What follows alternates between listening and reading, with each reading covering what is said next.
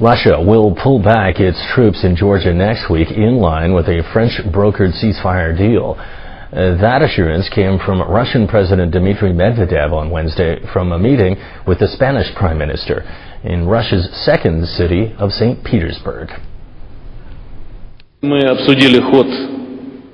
We have discussed our joint work with the EU on implementation of agreements reached by myself and President Nicolas Sarkozy. As you know, by now the work is completed on deployment in the zones adjacent to South Ossetia and Abkhazia of over 200 EU military observers. The EU leadership has notified us about it.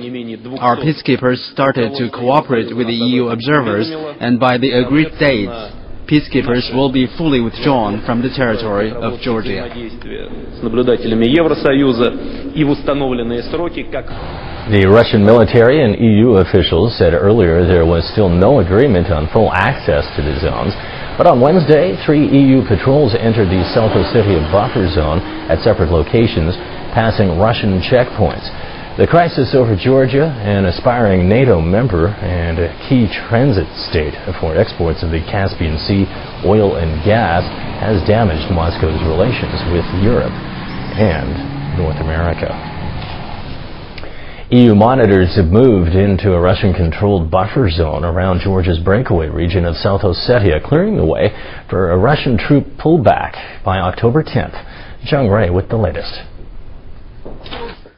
The 200-plus EU monitors have begun deploying under a French-brokered ceasefire deal that should see Russia pull troops back within 10 days from 2 buffer zones inside Georgia.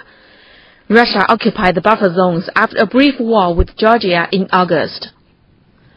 On Wednesday, the EU monitors carried out 14 patrols from all 4 field offices around Georgia and across the 3 Russian checkpoints in areas adjacent to the breakaway region of South Ossetia. On their patrols today, EUMM observers started monitoring and made first contact with the concerned parties, Georgian authorities, Russian military staff, and the local population.